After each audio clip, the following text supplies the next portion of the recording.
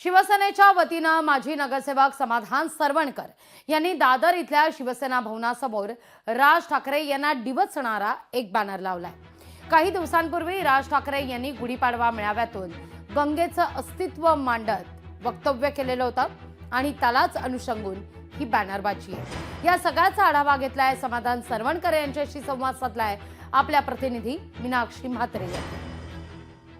मी सध्या दादर इथल्या सेना भवन परिसरामध्ये आहे। आपण पाहतोय की सेना भवन समोरच असलेला भलमोठं बॅनर जे आहे ते सध्या चर्चेत आहे। मात्र हा बॅनर जो आहे एकनाथ शिंदे यांच्या शिवसेनेकडून लावण्यात आलेला आहे। समाधान सरवणकर यांच्या वतीने हा बॅनर लावण्यात आलेला आहे। काय नेमकं या बॅनरमधनं त्यांना सांगण्याचा प्रयत्न आहे। समाधान आहे माझ्यासोबत। समाधान, खरं तर बॅनर सकाळपासूनच चर्चेत आहे। कोणाला उद्देशून, कोणावरती हा टोळा आहे, काय सांगा? आज आपण देशात बघितले असेल 144 वर्षानंतर आज एक महाकुंभ मेळाव्याचा योग आला होता। या महाकुंभ मेळाव्यामध्ये 60 कोटीहून अधिक हिंदू एकत्रित झाले होते आणि आज या महाकुंभामध्ये भाग घेतलेला होता।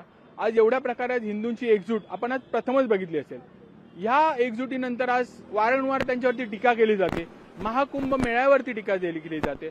नक्कीच आपण जे काही गंगेचं शुद्धीकरण आहे या सगळ्या गोष्टी आपण घेऊ शकतो आणि करू शकतात, काही नाही।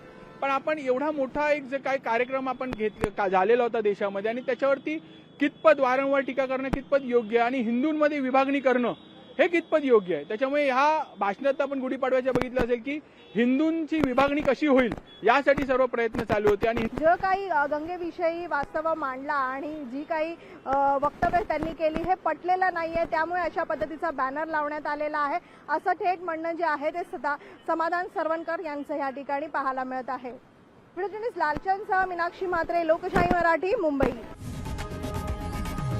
लोकशाही मराठी ऐका, पहा, जागरूक रहा।